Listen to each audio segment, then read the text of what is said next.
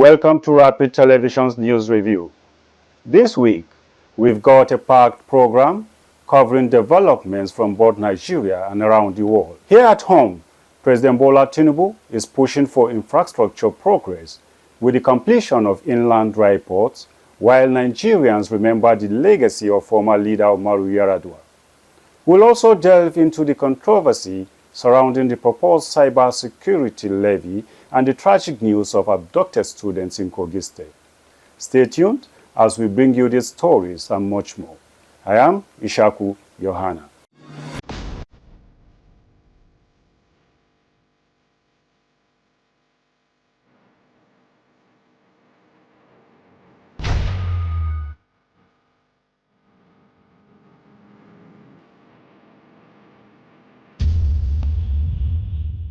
Let's begin with the presidency.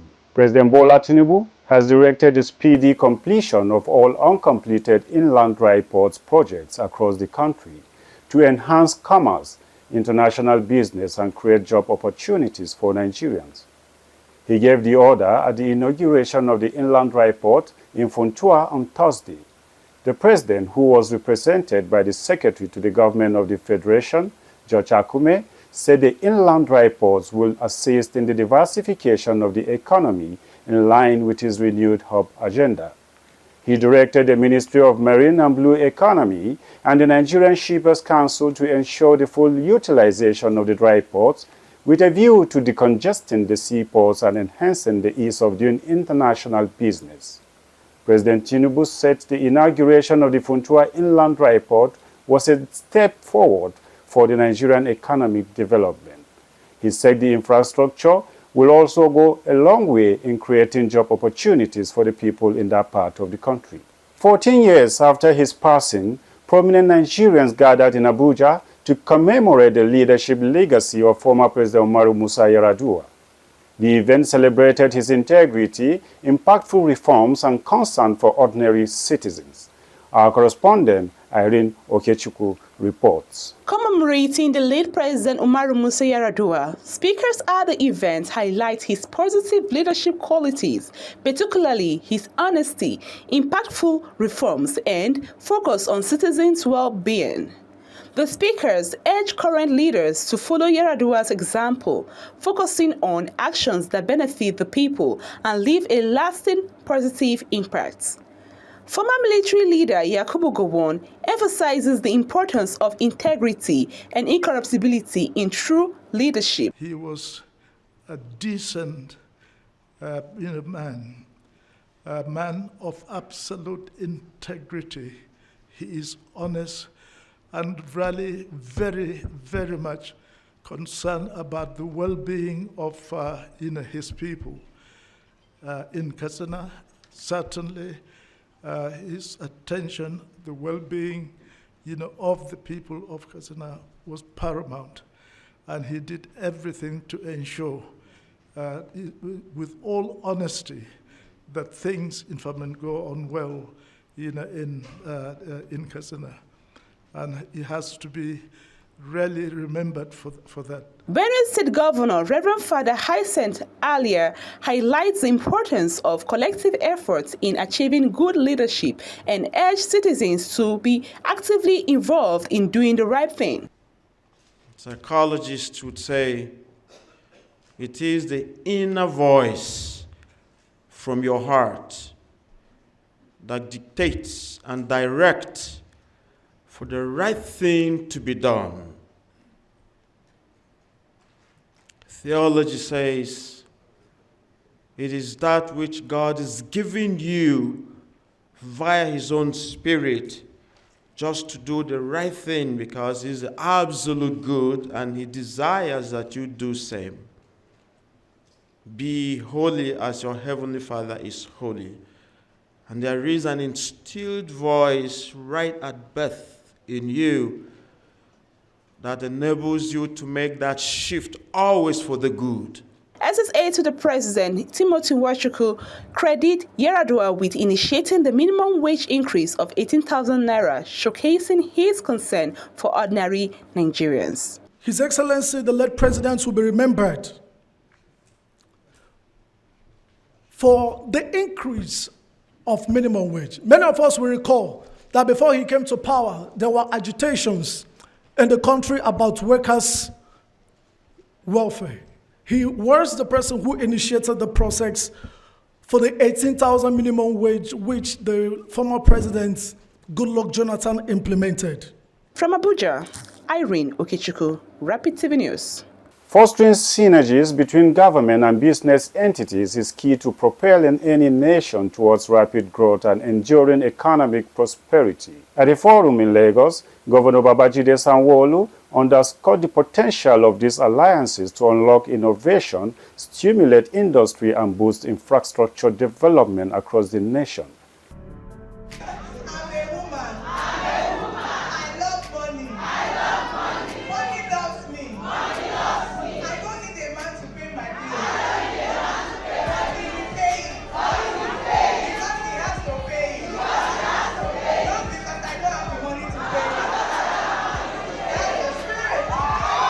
My name is Erica John, reporting for Rapid TV, and today we are at the Live Again Outreach, a one-day physical event aimed at empowering and supporting women who have faced adversity, abuse, and distress. This event is organized by the Live Again Foundation, a foundation whose sole mission is to help broken, abused, and distressed women heal, rediscover, and reinvent themselves to bounce back better and stronger so that they can live a purposeful and profitable life. The Live Again Outreach was a day dedicated to empowerment and support for women faced with adversity, abuse, and distress. One of the things I know that this conference is going to do for a lot of women is hope, restoring hope. Because most times when people go through abuse, they are left in a lonely place. So when you come and you see people that have also experienced what you've experienced, and you can see that, oh, there was not an end to their life, like their life came back in form, it gives you a sense of hope, like, okay, I'm not totally finished after all. So that means if this was possible, and it's not like possible with one person, it was possible with one, two, there are multiple women here that are so successful now, that went through all of this and they're doing well. So that means if I apply the right principles, this would also be my testimony.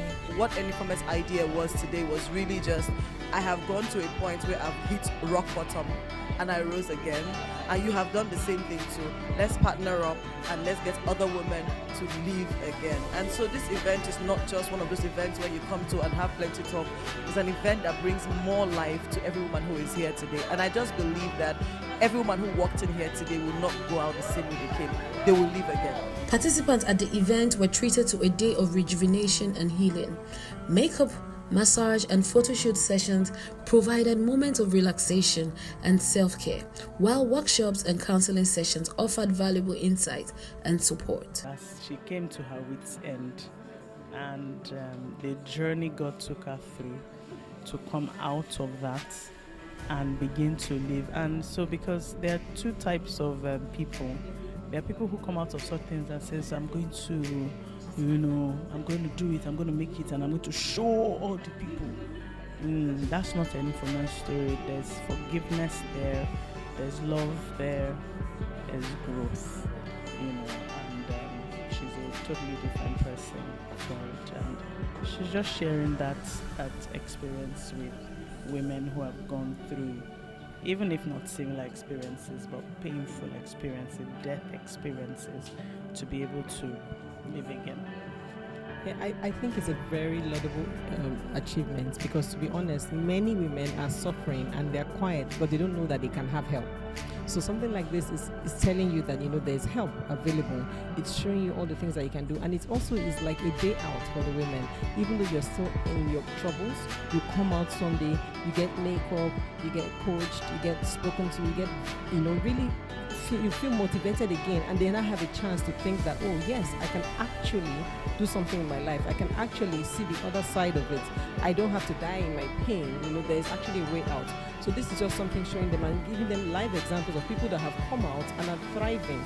So there's nothing as good as seeing, to actually let you know that something can be done. We have some speakers that have gone through this kind of situation and they've come out on top. We also have a counseling unit, so it's a good initiative because it will help people to be able to know that they have, regardless of the circumstances of what they've gone through, they can live again. There is hope for them. You know, they can still have a life, not just live, but they can thrive. In addition to the empowering activities, Live Again Foundation also recognized the dedication and resilience of participants with grant awards, providing them with resources to continue their journey towards healing and growth. I didn't see this coming. I've been teaching as a volunteer for like 2 years plus. Even during the lockdown for a good 6 months, I taught children for free. And it was like all this free work, that when am I going to be rewarded? And today I can see God at work. I want to appreciate them, and I pray that God in his infinite mercy will bless them back in return. Thank you, Live Again. First day I applied, she's been asking, have they called you, and this is to the glory of God. I want to say a very big thank you to Live Again Outreach. And then winning this grant was just like, wow, this is just a confirmation of, yes, Deborah, go and start that thing you want to do, go and make it better, go and become a better person. The world wants to hear your voice, and I'm so grateful to Live Again Foundation. I wasn't expecting this. It's a prayer answered, because God just answered my prayer through Live Again Foundation. God bless Live Again Foundation. God bless the outreach. In fact, I don't know what to say. I'm just excited, and I bless God that I was here. And I want to really thank God for the convener of this program, and I want to say the Lord continue to bless them. It is the last thing I can see coming here because I've received more blessing already. So receiving this blessing is more than my expectation. The convener, Enifome Obimi, Executive Director of the Live Again Foundation, who was once a victim of abuse, said she organized the outreach to help abused, distressed and broken women to heal, rediscover and reinvent themselves, to bounce back better and stronger so they can live again purposefully and profitably. It was my story. I was a walking dead and I went through abuse. And I was struggling to look a certain way in the society. And I was dying on the inside, you know. And at the time when I began to thirst for more and ask for more, God began to draw me into his will for my life and make me know that my mistakes do not define me. Even though I feel that something where I made a mistake doesn't mean I should not live again. And then I had an encounter, of course, when God told me to go and start helping other women live again. But then again, it was the pain I went through. You know, going through abuse is such a problem. A lot of women are going through abuse, but they're packaging, they're just, some of them don't even have anybody to talk to because they're afraid of being judged. They're afraid that nobody will believe them. But I believe them because I've been through it. And I make them believe that they are normal, they're not mad. It's okay, you have been abused, yes, I believe you. And then I help them live again. Not just abuse, it goes beyond abuse. Any woman that has gone through pain or any difficult situation that is finding it difficult to live again, we help them live again in different areas. So it was from my story. Of course. This is just a physical event. This is not all there is to the Live Again Foundation. We have a shelter where we house women. As a matter of fact, some women came from Oyo State for this event and they slept in the shelter. You know, we've had someone come from Enugu. So we have people that we help from different states in Nigeria. We have beneficiaries from the north, from the southeast, from the southwest, you know, different people. They reach out to us on our page and we just help them as much as we can, right? So what I see from here is a multiplicity of women helping other women live again. Because when you empower a woman, you empower other women. Helping a woman live again is helping a generation live again. So it's more than one person. It's them that they are, that person is the seed, but that seed will multiply. So I see a multitude of women helping other women live again, even from this program and from the work that we do at the Live Again Foundation. The outreach was a resounding success, offering women a space to reclaim their lives, find their voice, and embrace self-care. A day filled with empowerment, support, and renewed hope for all who attended. Okay, the first step to finding your voice is that self-awareness, that self-discovery. For you to know that there is something deposited inside of you that needs to be harnessed, that is needed by the world. So when you keep telling yourself, oh, I'm not good enough, or the world doesn't really need what I do, or there are too many people doing what I do, then you're not ready to live again. So you need to understand that you are more than what you think you are. Because like we just learned, he died for us, he paid the price, right? So he has paid the price for you to live. So you should be living again happily and not thinking about what the word says about you. So that is what live again means: self-awareness, self-discovery, and for you to use and leverage that awareness to impact other people. You're not just discovering yourself for yourself alone. You're doing it to impact other people. My experience, my past, and the topic prompted me to attend. The part where I had to give my life to Christ all over again, where I had to start all over again and find my voice. Yeah. My name is Erica John, reporting for Rapid TV. The Abia State Governor, Alex Otti, has launched the reconstruction of the 3.5-kilometer Osisioma-Ekiakpara road on Wednesday. The road is a major gateway into the Osisioma industrial complex. Commissioner for Information and Culture, Prince Oke Kanu, who stated this while briefing journalists on the outcome of the week's Executive Council meeting, presided over by Governor Alex Otti, said the road equally leads to the NNPC depot located at Osisioma. The report. Let me start by informing us that His Excellency Dr. Alex Otti OFR will be flagging off the 3.5-kilometer Osisioma-Ekiakpara road at Aba on Wednesday this week.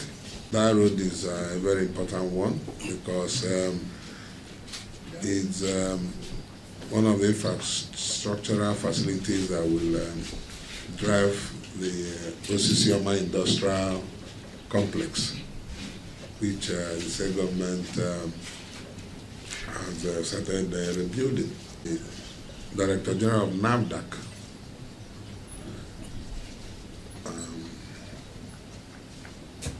is due to visit the state on the 15th of May 2024. It's an official visit, and as is customary during the visit, the DG will pay a walking visit to His Excellency, the Executive Governor of Abia State. And more importantly, she will meet with stakeholders in the in the micro, small and medium enterprises sector, particularly those that are involved in food,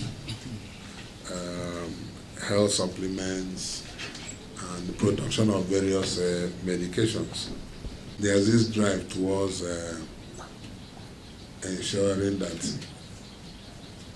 there's compliance with student standards in all those fields, to ensure that those who produce the things that people consume stick to certain standards. The Trade Union Congress TUC has threatened a massive protest that will shut down the Nigerian economy should the federal government fail to cancel the controversial cybersecurity levy. The TUC, in a statement signed by its president, Festus Osufo, on Wednesday slammed the directive by the Central Bank of Nigeria to banks imposing a 0.5% cybersecurity levy on almost all electronics transactions. Adding to the deluge of condemnations that have greeted the introduction of the levy, the TUC said it's illogical that this is coming at a time that Nigerians are grappling with the high cost of living that is imposed by the devaluation of the naira, hyper hike in the cost of petrol, supersonic increment in the cost of electricity tariff, among others. The union said it is disturbed that since the inception of the President Bola Tinubu-led administration, government policies have brought pain, anguish, and sorrow to Nigerians. It lamented that account holders in Nigeria are already dealing with multiple taxation from both the federal government and the banks. The TUC berated the National Assembly for allegedly colluding with elements in the executive to exploit the citizens they ought to be protecting. The Nigerian Senate has approved death sentence as a penalty for drug traffickers in the country. as it passes through the third reading, the 2024 NDLEA Act Amendment Bill.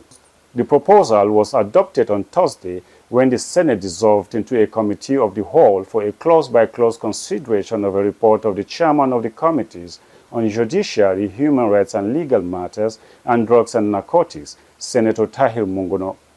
In a review of the penalty provisions of the amendment bill towards strengthening the operations of the National Drugs Law Enforcement Agency, a proposed amendment to award a death sentence to drug traffickers rather than just a life sentence was raised by the Senate Chief Whip, Senator Peter Nwebonyi, under Clause 11. The Federal Capital Territory High Court in Abuja on Thursday barred the immediate past Minister of Aviation, Hadi Sirika, his daughter Fatima and son-in-law Jalal Halma from traveling outside the country. Justice Silvanus Oji ruled that they must not leave the country pending the conclusion of their 2.7 billion naira fraud trial. The Economic and Financial Crimes Commission, EFCC, in a 6-count charge alleged that Sirika abused his office by awarding contracts to Al Bukrat Global Investment Limited, whose alter ego, Fatima Hadi Sirika, his daughter, and Jalal Sule Hamma, his son-in-law, have interest, contrary to Section 19 of the Corrupt Practices and Other Related Offences Act 2000. The amendments, however, pleaded not guilty when the charges were read to them, and were each granted bail in the sum of 100 million naira with 2 sureties in like sum. Justice Oji added that failure to fulfill the bail conditions will earn them a stay in correctional facility. Tricycle operators on Monday in Abia State protested the weekly ticketing system allegedly introduced by the State Ministry of Transport. The riders, who carried placards, appealed to Governor Alex Otti to direct the Ministry of Transport and all concerned revenue authorities to revert to status quo. Our correspondent, Onwuka Kingsley, has more on this report. Tricycle operators, known as keke drivers, staged a peaceful protest in Umuahia, the Abia State capital, causing traffic in the city, alleging that the cost of their tickets was increased from 350 naira to 1,950. They carried out their protest at the popular Ishi Gate roundabout. With the protest, vehicular movement became slow and passengers got stranded as drivers carrying them were forcefully made to discharge their passengers. Speaking with Rapid TV, they appealed to Governor Alex Otti to review the decision of the Abia State Board of Internal Revenue. They also appealed to the state government to look into the matter and stop the illegal transactions which have lingered. What is going on here? Seriously, we are not happy. We are not happy because last time when they stay meeting, they agree us that we are going to buy ticket 200 naira. We agree on that. Now they say no more Aboro, no more Timas. But now we have started work going on to buy ticket 200 naira. Never even reach 2 weeks, they start to increase the ticket. They are selling ticket 250. We see they continue buy it. They can't tell us 300 naira. We see they buy. Now they say na 350 to buy ticket every day. When you buy ticket 350 every day, and they know somebody can send ticket for you 1,950, you go carry money for your pocket and give to that person a day. From today will be Monday, 1,950. If you pay the ticket now today, Monday you go send pay. For what is happening now, it's really unfair because it's not on the benefit of other people. There are some people that is doing high purchase and there are some people that is doing daily pay. So when you ask everybody to pay that 1,950 every week, it's not favorable to all of us. So we either want the government to bring the tickets back to 250 and we'll be doing it on a daily basis. We'll be doing it on a daily basis. And another thing is, if you are carrying passenger and coming out, now the person wants to stop at about park or gate, they will ask you to start going down. It's unfair. Okay, what if the person is actually going to family chemist to get something? The person will not have to follow you down to Abiriba Street and then trade back to family chemist. No, now it's unfair. So they should really do something about it. Another thing is this Timas yellow fever. I don't know what they used to call it. I used to call them yellow fever. Yes. The way they should drag people's keke is not good. My own, they dragged my keke the other day. So they should stop doing it. In front of me, they broke somebody's key. They are dragging the person's keke. They broke the person's key. And it's not good. So the government should really look into this matter and do something about it. This kind of thing now that we are seeing, we are not even sure that the governor himself is aware of all those things, because from 200 naira ticket to 250, from 250 to 350, from 350 now they are supposed to be paying 1 week 1,950. And the problem there is that if the people selling the tickets will come out on Monday, they will not come out throughout the rest of the week. And now you see that if other ones that not come out, make it coming out on Monday, should be able to come out maybe Tuesday or Wednesday, they will be caught. It's because of these issues now that we are having. Tickets, Abro and all the rest of them, obstruction, and the thing is really impeding our own movement as keke drivers. The protest, which continued at the Umuahia North local government, the mayor, Victor Ikeji, who addressed the keke drivers, promised to meet with the management of the Abia State Board of Internal Revenue and the Commissioner for Transportation within this week. Engage and me address. So I'll be speaking on your behalf and I'll be speaking in your interest. Taka governor. Now all commissioners here, my advisors, we're meeting every week. So as I speak to you now, I'm on a meeting at government house, and I would have gone to meet them today and you may address this issue. Today, tomorrow, then Wednesday you come back. Meanwhile, the State Commissioner for Transportation, Sonny Onwoma, is yet to react to the latest development. From Umuahia, Onwuka Kingsley, Rapid TV News. The Persons with Disabilities Community of Practice organized a 2-day stakeholders forum in Abuja. The forum, themed Unlocking the Potentials, Mainstreaming Disability Inclusion, aimed to change societal perceptions of and address issues faced by people with disabilities. It created a platform for stakeholders to raise awareness and advocate for change. Our correspondent, Irene Okechukwu, reports. Persons with Disabilities Community of Practice organizes a 2-day stakeholders forum in Abuja with the aim of changing the narrative of how the society looks and addresses those with disabilities. The 2-day forum with the theme Unlocking the Potentials, Mainstreaming Disability Inclusion is also an avenue for stakeholders to sensitize and advocate for change, with a representative of the Executive Secretary on National Commission for Persons with Disabilities, Patience Ogolo Dixon, stating that the Commission is mandated to increase knowledge, advocate for better policies, and collaborate with other agencies to remove all barriers that may exclude persons with disabilities. So the Commission is mandated, we all know, to increase knowledge, participation of persons with disability, and also to advocate for better policies, and also a kind of a government agency to also collaborate with other government agencies as well, so that our issues will be in the front burner in other agencies more than even in our own commission. So what are we saying? We need to collaborate together, and thank God that we are doing this. The leader on Voice Persons with Disability Community of Practice and keynote speaker, Ajara Favor, noted that persons with disabilities are total parts of any society and that they are entitled to all the fundamental human rights available to non-disabled persons, including the right to decent work, education, health, transportation, inclusive environment, decision-making, religion, and tradition. She, however, encouraged everyone to learn sign language in order to communicate and avoid using derogatory languages on persons with disabilities. It's mainly for the inclusion and accessibility of persons with disability in Nigeria.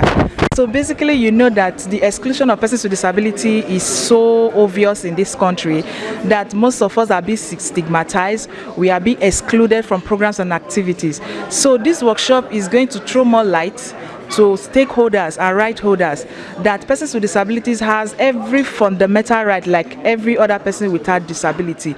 So basically what this workshop is all about is to educate the stakeholders and the general public to know that persons with disabilities also have their own individual and unique ability to contribute positively to the society. From Abuja, Irene Okechukwu, Rapid TV News.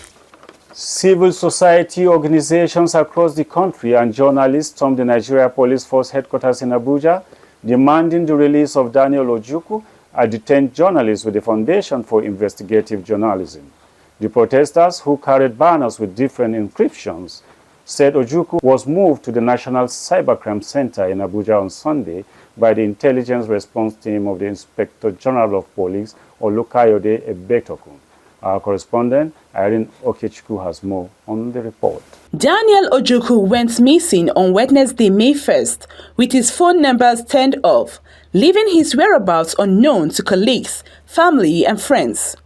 Efforts by the Foundation for Investigative Journalism to file a missing person report at police stations in the area where Ojukwu was last seen proved abortive. Condemning the act, presidential candidates of the African Action Congress in the 2023 general elections, Omoyele Sowore, described his arrest and detention as unlawful and unconstitutional.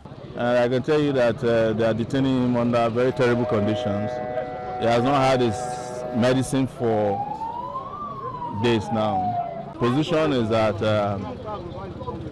nobody wants to be in detention, and nobody should be in detention. According to civil society organizations, if Daniel Ojukwu is accused of a crime, he should be promptly charged and given a fair trial under the Nigerian law, which presumes one innocent until proven guilty. If not, he should be released immediately. Daniel Ojukwu is not a criminal, and he has not been held for a murder allegation. So why is he being held for 8 days without access? And so even when our lawyers had gone to the FCID to communicate with the team and to get his bail, he's being held under a ridiculous bail. In fact, they are trying to get his bail, and they were already getting his bail. As they were going, they brought another set of conditions for holding Daniel Ojukwu down. However, the FCT Police Commissioner Bennett C. Igwe said the police is currently looking into the matter and Daniel Ojukwu will soon be released. So this one, we have looked into the matter. There's no need of this protest. The force management team has taken a lot of things into consideration to release him. From Abuja, Irene Okechukwu, Rapid TV News.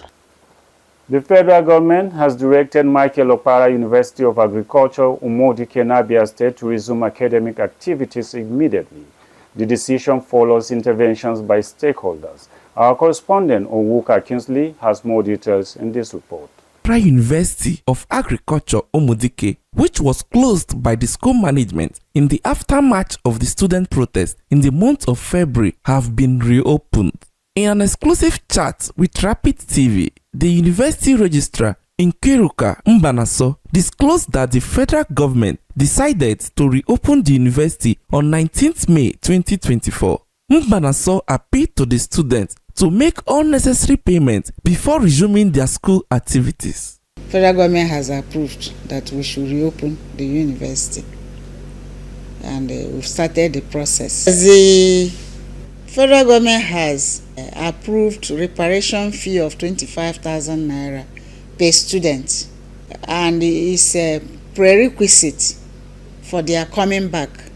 If it is not paid, you should not come back as a student. So it's not between the student and the university.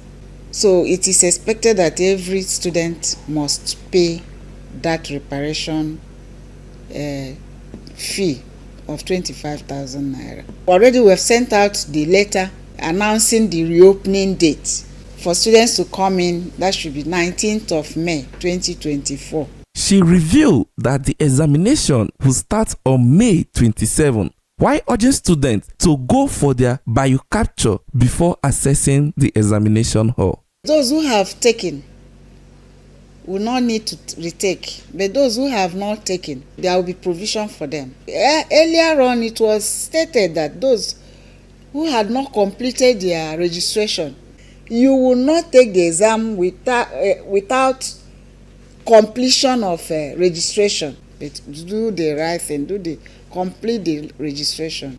and you'll be given the opportunity to write all your exams. With the development of the reopening of the university, business communities express mixed feeling while narrating how the shutdown have affected their business activities. School is about to resume.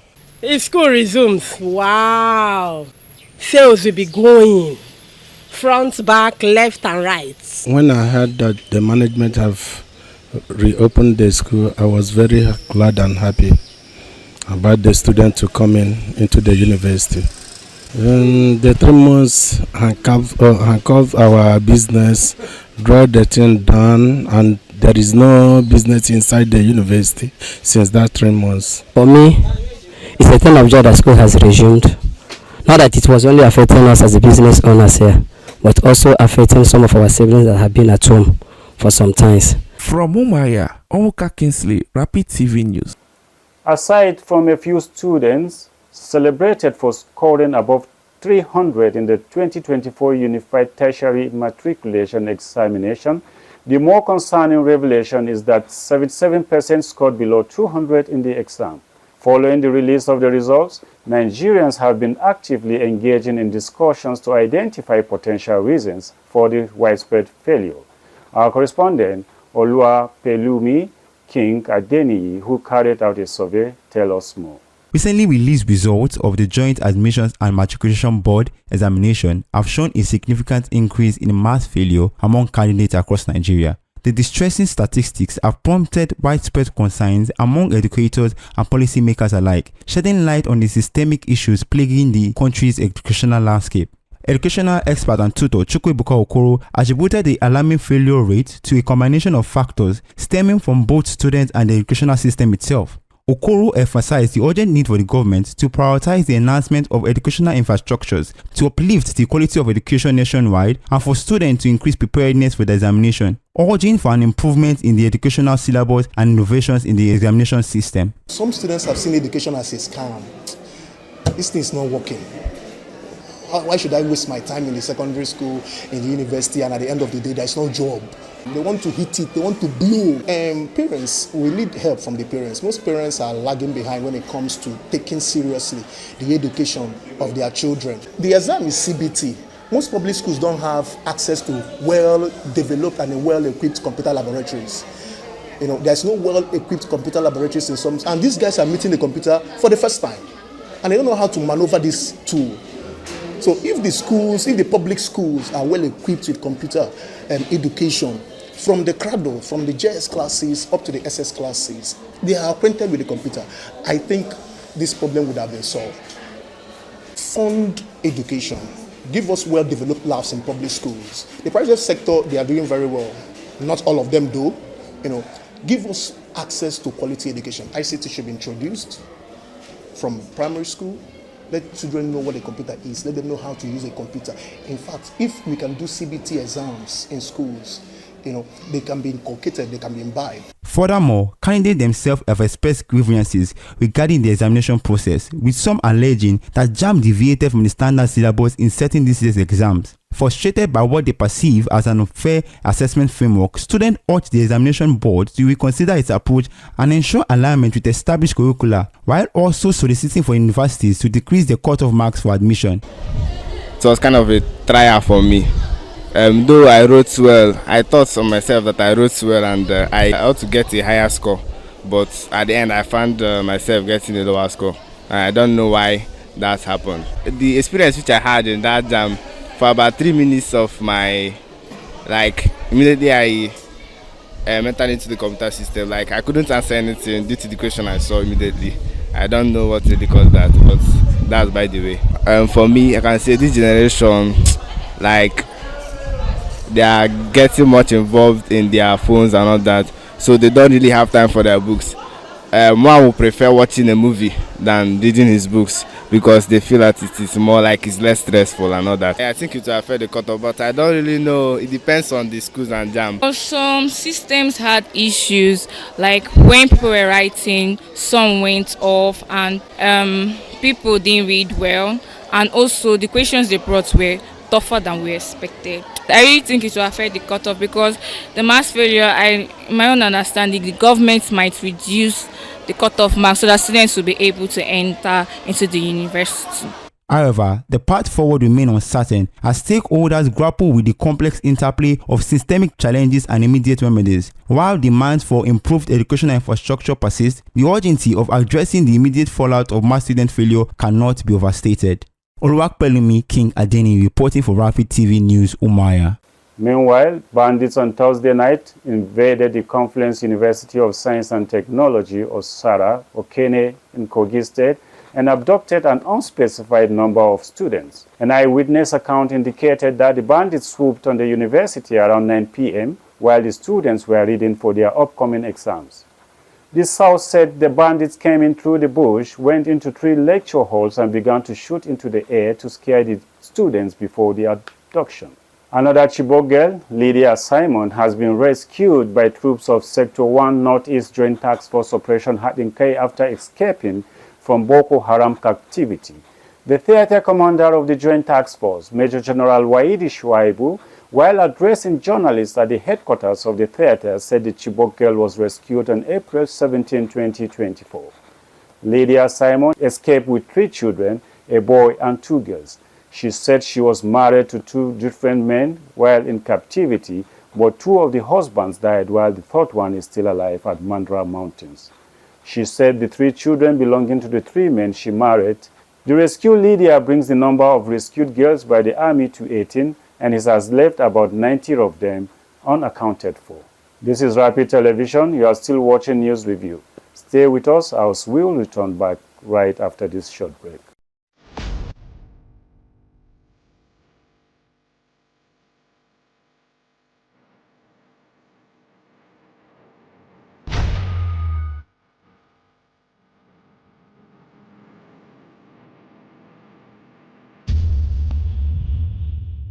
Welcome back and thank you so much for staying with us.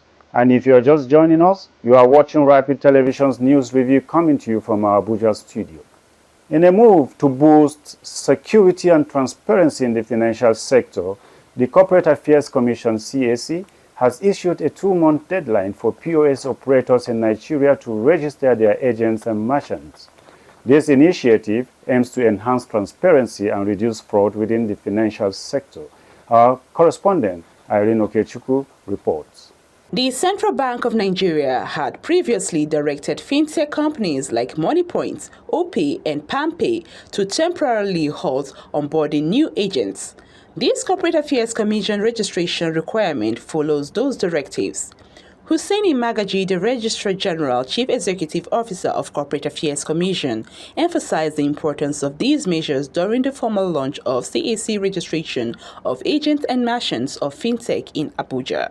He highlighted how registering agents and merchants safeguards the businesses of fintech customers and strengthens the Nigerian economy. Magaji also pointed out that the directive aligns with existing regulations, including Section 863, Subsection 1 of the Companies and Allied Matters Act 2020 and the 2013 Central Bank of Nigeria guidelines on agent banking. Have given ultimatum for the fintechs to regularize themselves in the country, and well known as POS, terminal holders, which we gave them up to the 7th July to regularize themselves with the Corporate Affairs Commission.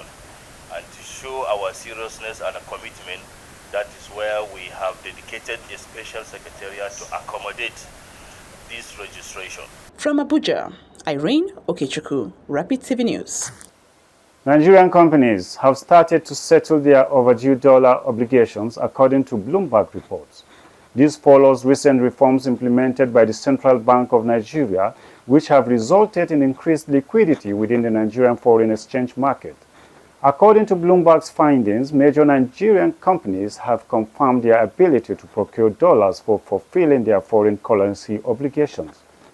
This, according to the report, marks a notable shift from the previous scenario where the scarcity of US dollars had hindered their ability to repatriate profits or settle payments to foreign suppliers. And now to foreign scene. According to provisional official results released on Thursday, Charles Junta Chief Muhammad Idris Deby Itno won this week's presidential election in the first round, extending his family's decades-long grip on power.